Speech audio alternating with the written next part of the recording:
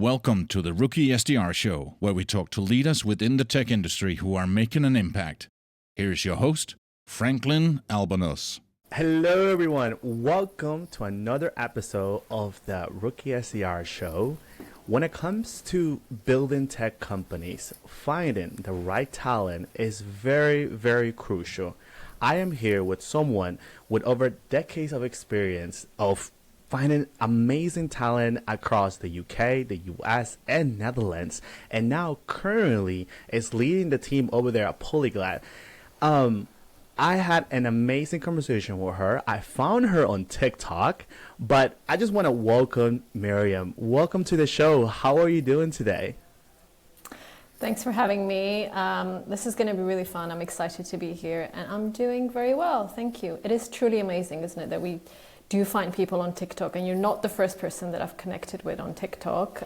There's quite a few people that I've connected with professionally on TikTok, and it's amazing to kind of meet the people virtually, build a connection, friendship, and then cheer them on as well. I love liking and commenting and cheering people's videos on TikTok that I have met on TikTok. So thanks for having me. I think what really caught my eye is that you were giving back to a lot of individuals. You were giving out career tips. You were giving out onto how to stand out when candidates need to find new companies, new roles.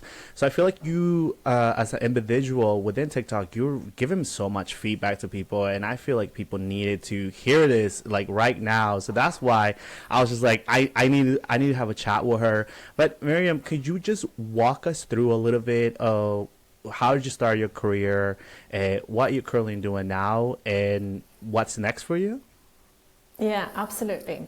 So I started my career straight out of university now, my gosh, what is it, 8-9 years ago?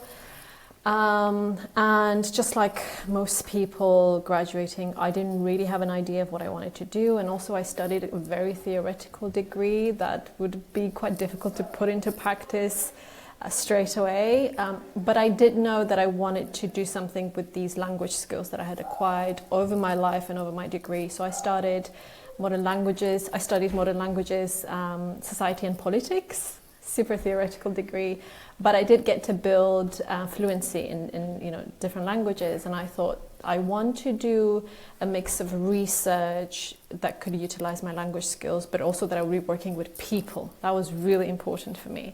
I needed to work with people. So I joined, my first corporate role was joining this boutique advisory firm that was very rooted in HR advisory. The premise was that companies would come to them, companies that wanted to open sister offices or wanted to expand into a new market would go to them, and they would usually be hiring in different markets, but they wanted to have one point of contact, rather than kind of work with a company in Southeast Asia and North America and Europe. They would have one point of contact in London, and they could utilize the language skills and market knowledge of the people in that company. So that was the premise. We would have companies come to us who we could do a little bit of due diligence for to figure out if they were expanding, what sort of roles they would need to hire first to be able to expand in that market. And then if it was a get-go, we would go ahead and headhunt for those roles. And usually these were C-level talent. I'm talking like really, really senior salespeople, BD, account management, marketing, so any go-to market role, really. I loved working in that company. I mean, there's good and bad bits, I guess, but I really liked working in that company because a lot of my classmates went into this typical UK graduate schemes, which is really common, right? When you graduate from especially a top 10, top 20 uni, they send you to a kind of graduate scheme at the top 4 consultancy, we call it. But I loved working in a small company because I learned so much so quickly. And I worked so closely with, the founder, the managing director. They were telling me, tips and insights that I would not have known about how to run a business, not only how to headhunt and recruit well, but the business from all aspects and angles. And that was great experience for me because very soon after that, 2 years after that, I went freelance, I went self-employed first. I had a project of my own, a bootstrapped startup, which was in education, higher education, but it had an aspect of career for graduates. I did that for about 3 years. And then 3 years ago, we co-founded this company, Polyglot Talent, which is a talent acquisition advisory that works with tech startups and scale-ups. And our idea is to be an advisory, to be an intermediary between the companies and the candidates. Very few recruitment agencies represent both parties, very few. My goal is to represent both and to do it through consulting, both sides. You know, a lot of hiring managers, especially startup founders, scale-up founders, don't really know how to hire very well. And a lot of candidates don't know how to present themselves very well. So that's what we do. I know that was a really long intro, so please jump in and interrupt. You mentioned that whenever founders need to scale either their sales or their marketing departments, like what are some premises that you look into and then choosing them to be like, okay, you're going to be on my top tier 1, you're going to be my top tier 2, you're going to be my top tier 3, and then using that as well for candidates as well, because I'm sure like when it comes to dealing with people, some people are kind of hesitant, they're not like really 100% sure if they want to go into their role. So what are those things that you look into when working for a company and as well alongside a candidate? Very good question, a very big question. So I'm going to see which angle I could approach it from. Now, I said earlier that I love my job because I love working with people, but there's also the other side of the same coin, which is that when you deal with people, you deal with all sorts of people. I'm sure someone like you working in sales can appreciate that. Well, I've worked for myself now for over 5 years, right? We had this business going for about 3 years now, and I have come to learn, well, we have niched down a lot in the business, so we serve a very particular type of client, very particular type of candidates, and that has helped us a lot because once you niche down, you really can become an expert in what you do. So that was really important for us. So now when a company comes to me or when a candidate comes to us, I sort of know where to direct them. If I know we can help them, say, you know, what happens, a company finds us online or through word of mouth, through whatnot, and they come to us and say, you know, we need help hiring. We need to hire. Usually they come to us and say, we wanted to hire this role a week ago, a month ago. Usually they come to us really late. That's quite common. That's a frustration that we have to deal with very often. So they come to us and first we try to understand if they are in fact our type of client. They have to be a tech startup or scale-up. Startups we work with are anything from seed to Series B. Scale-ups we work with up to 350 employees. So they have to fit into this role. We have to run a bit of due diligence to understand who we would be working with, because I don't want to be promoting a company to my candidates that I wouldn't feel confident about. Like if there's something Correct. shady going on there, you know, if I'm sensing toxicity, or I don't take on that client. So we run our due diligence, then we try to really understand through a very consultative, open approach, you know, why do they need to hire for these roles? Because obviously when you hire someone, you have an end goal in mind. You're investing money. And this is what I tell my candidates as well. When you interview, when you job hunt, you really have to look at it from the perspective of the hiring manager. They're going to be investing money in you, you know, and they're going to want ROI on that. So what's it going to be? So it's really just doing consultative approach, both with the clients and the candidates, to kind of really, like a psychologist almost, to get to the bottom of why do you need this, what outcome you want, can we get you there? If so, let's build a roadmap, how exactly we're going to do this. Let's build a process that we have that works. You're going to have to work with me, I'm going to have to work with you. There are things that you might not like, that I might not like. We're going to have open communication through this whole journey. I'm going to keep you updated throughout the process. We're going to work together to reach the final goal. And then after the final goal, we're still going to be in touch, because obviously it's not just about making a hire and disappearing. It's about, making sure that it was the right hire, that nobody lied in the process, that they help. I'm sure you know this very well. Proper onboarding, proper support is really important for new hires as well.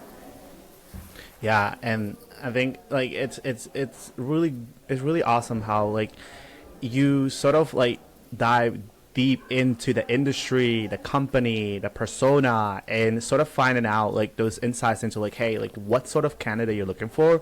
First of all, how long the vacancy has been open as well, right? And then as well, making sure aligning that with the candidate, because the candidate could be like, hey, like, look, Mariam, it seems like really nice, but I'm kind of like at that 70%. So it's more like you're like, okay, maybe I need to do some diligence on this candidate and put them like to be 100% like sure, because at the end of the day, like your reputation as well counts here as well, right? So I guess moving on with that, it's what sort of advice could you give, like some 3 pillars when a candidate is approaching a new company or is looking to switch roles, whether that could be for a higher pay, whether that like you mentioned earlier, maybe like the company is not what they seem to be, right? It's kind of like you first start off, the company's amazing, but then maybe their expectations are not aligning. So what are those 3 things that you could give a candidate right now in this market at the moment? I mean, there's a lot of tips that I could give, and I intend to do that with my TikTok down the line. But I think if I try to be the most helpful that I can be right now, we on an SDR podcast, and in my company as well, we focus on commercial and growth roles, so sales, marketing, and a bit of operations. So my advice would possibly be for the candidates who are in commercial and growth roles. And I would say that absolutely this is a very bizarre market for candidates, and I appreciate that, and I hope that more and more hiring managers and recruiters could appreciate that. So I would recommend just a lot of patience to candidates. Sometimes it's a numbers game, in the job hunting, job search. Almost never to take it personally, almost never. I've seen a lot of obvious and hidden bias in hiring, and it's really not usually about the candidate. It could be that you're great, you tick all the boxes, or you have the great personality and charisma, but there was one requirement that was discussed internally that you will never find out about, that you just didn't tick the box of. So patience, numbers game. Be yourself, be honest, be human. If you get a rejection, try to reach out to find out what exactly went wrong, why you were not a match. Don't build that bridge, because you never know, especially for sales roles. We know there's quite a bit of high turnover. So don't build that bridge. Keep in touch with the hiring manager, connect with them on LinkedIn, like their posts, make yourself seem. Reconnect again down the line in a couple of months, in 3 months, in 5-6 months, and offer your services again. Just resilience, I think. Resilience is something that I would, and I know it's tough out there, I appreciate it. I know candidates that have been applying for over a year, over 2 years. So I know people might think I'm being cynical when I say this, but resilience. And I think it's better sometimes to do a good quality job than just to get it over with. If you're applying for a role, really make sure it's the right one for you, tailor your documents for it, prepare well, show up well, be pleasant, ask the right questions, smile, show your passion, and be authentic, because we sense it, I think. We can really sense if people have over-prepared, if people are saying what we want to hear. So there was more than 3 tips there, but hopefully that was helpful. I tried to not be vague, but hopefully that was helpful. No, I think that's more than enough. And I mean, of course, on your TikTok, you're gonna give so much advice as well. And when it comes to you, you mentioned like it is a numbers game. It is when it comes as well, like to have that relevance, right? It's not. What I noticed that there's a lot of companies that just kind of like says like, hey, like how many companies are you reaching out to this week? Whatever, within tech in general, they're like, oh, we reached out to like we're reaching out to 2,000 people, sending out emails. But I think in your world, like it's more in a sense, like especially now, as you mentioned, it's very, I would say personalization, but it's more in a sense relevance, right? Because at the end of the day, like, you know, you have to sort of like meet the candidate and the company in the middle, and they have to align. Reach out to somebody, be like, hey, like, and they're like, hey, we're actually working with like 5 other agencies at the moment. But in a sense, you sort of like, you sort of put them like, maybe I'm wrong here, but the word I think is called MPC or something like that. It's kind of like put them in a candidate. So I guess like in a sense, like how do you stand out from other agencies when you're reaching out? Good question. Good question. You know, we were very, very lucky in our company where we didn't have to do a lot of outbound sales the first year and a half. It was a lot of word of mouth, and things were just kind of working for us. Word of mouth and referrals. But a year and a half ago, we realized that our own market was shifting, and there's a lot of competition in talent acquisition as well. And we started, you know, outbound sales, which, let me tell you, if you're not a salesperson, it can be a whole new world. So I've learned so much about outbound sales. But absolutely, when you reach out, you have to distinguish yourself. And you know, the one thing that I'm very certain of is the hard work, dedication, and quality that we provide. So I remember when I was much younger and I had to do any sales in my work, I hated it. My God, I hated it. I hated sales. And I think it's because I really dislike the idea of selling something that I don't believe in. If there is a hint for me, a hint of that you don't need what I'm selling, it's really hard for me to sell. But now that I know that, you know, what I'm selling is good, in fact, it's very good. And if you come to us, I really know that you're going to save money and time and do it well for the long run. It's easier for me, you know, to sell ourselves. But the way we distinguish ourselves is our niche. You know, we're experts in this. Commercial and growth roles, sales and marketing roles. We work with your type of company. We completely understand the kind of culture that you might have in a startup or a scale-up. We understand not every candidate would fit that culture, but the candidates we have fit that culture. The expertise and niching down has really given us a strength of building a community and a network. So, you know, we have an internal database of about 5,600 candidates that are pre-vetted, that we have had one-on-one conversations with, and we keep that network very warm and very active.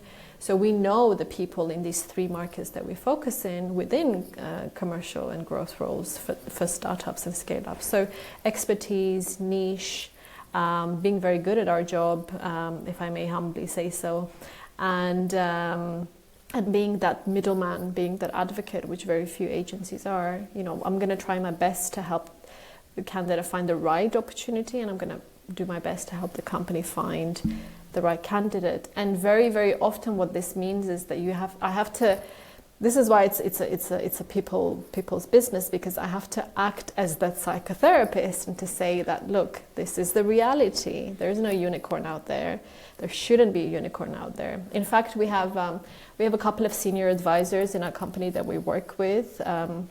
And one of the senior advisors, this kind of senior product manager, he once gave me really, really good tip, which is that keep in mind that when a client comes to you and they're looking for the unicorn, just remind them that bueno, bonito, barato. No, you have to choose.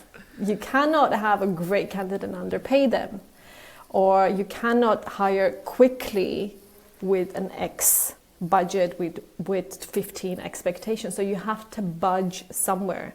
It's either going to be bueno, bonito, or barato. Like, you have to make a choice. So it's a lot of kind of meeting each other halfway and making sure that we're all realistic about our expectations. There's no perfect match. There's no such thing. I'm sure people want to believe that. Candidates want to believe that, and clients want to believe that.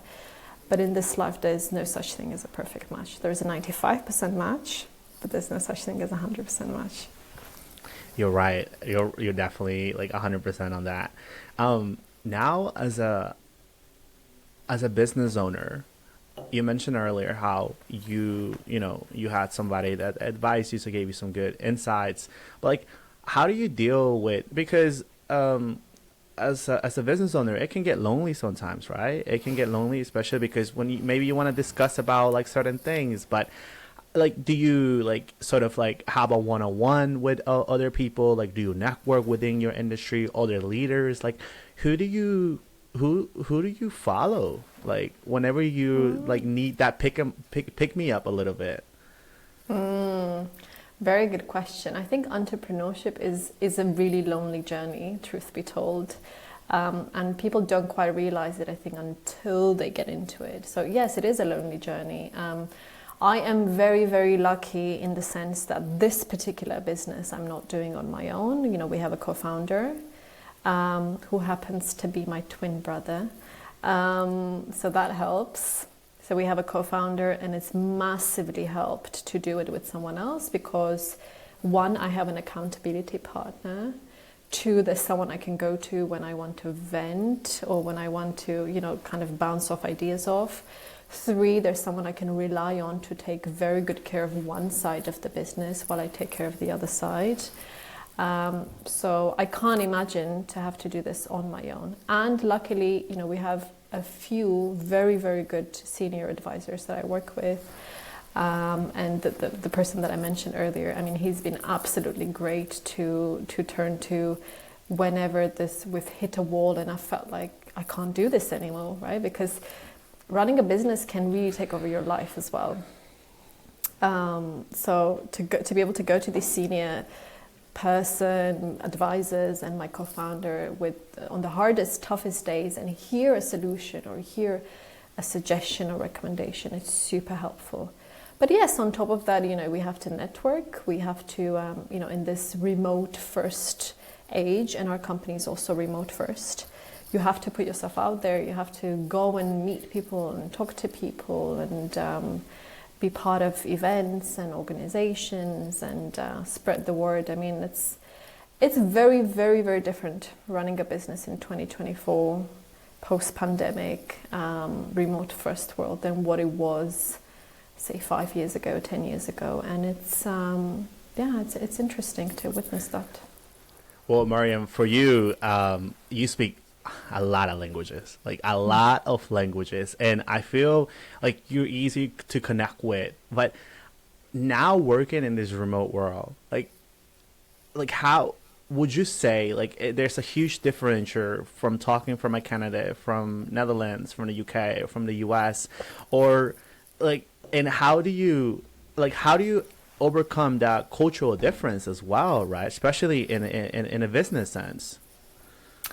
Really good question. Really good question. It's helped us to niche down the markets of our clients, because the first year and a half we worked openly with all of Europe. But the last year and a half we've niched down to we do 3 markets only because we want to know those 3 markets very well. But when it comes to candidates, you know, in a remote world, in a remote working world, I'm so excited about the fact that we've opened, you know, when we hire for roles, we open it to the world very often, right? Mind you, most clients have a time zone preference, but you could open it to candidates in Vietnam, in Uganda, in Mexico, in, you know, the rest of Europe. It's so exciting. I love it because the talent pool is now bigger and there's so much great talent out there. So I love it.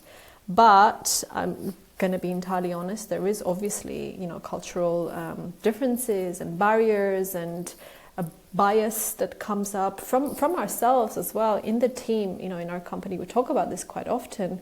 When hiring managers or recruiters interview people, we all have hidden and personal biases. Even if we think we're entirely open-minded and international and whatever, we all have biases. We might get a bias from someone's accent. We might get a bias from someone's looks, someone's temperament, someone's, you know, introversion or extroversion. Like, there's always a bias. The important thing is to realize, to understand, to self-reflect that there was a bias and to try to question it. I do this a lot with my team. When I hear a comment here and there, I question it. I mean, look, there is some truth to stereotypes. Stereotypes exist because they they have a percent of truth to it, but we need to question these biases that we have. And I like to question it, You don't want to hire this person because, okay, let's get to the bottom of it. You thought you heard something you didn't like, let's get to the bottom of it. I mean, at the end of the day, the truth is we're human. We're all human. Yeah. And as long as the person, I believe, can do the job, and they have a decent level of the language that they need to do the job well in, those are the things I pay attention to.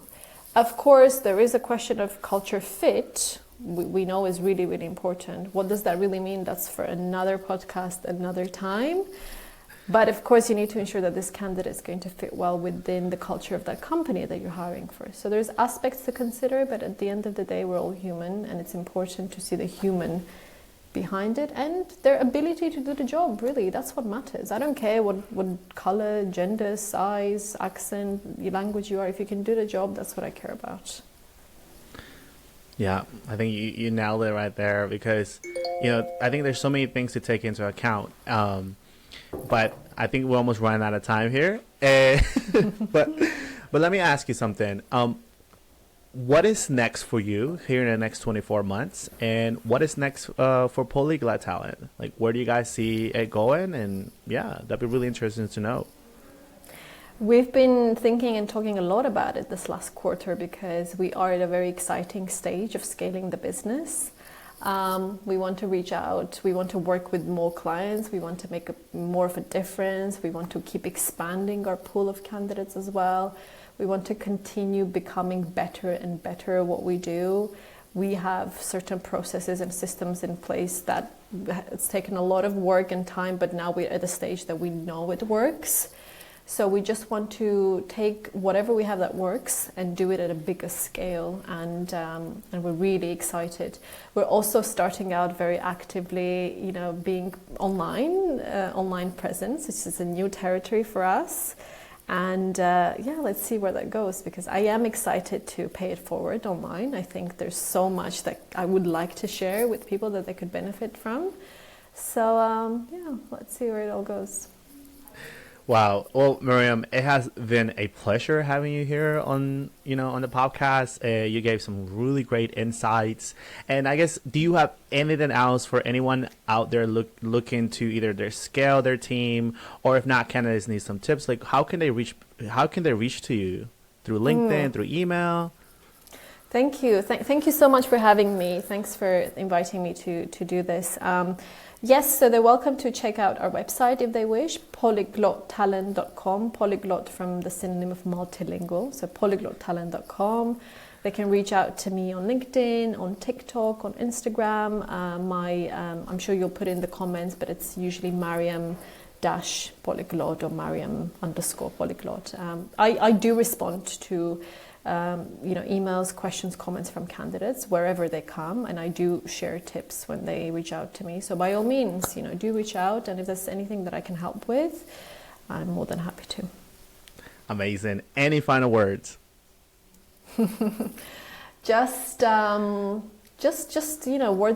words of kindness and patience, resilience. Whatever's meant to happen will happen, does happen. So if it hasn't happened to you yet, it's because it's not the right fit to candidates and clients. If it hasn't happened to you yet, then it's not the right fit.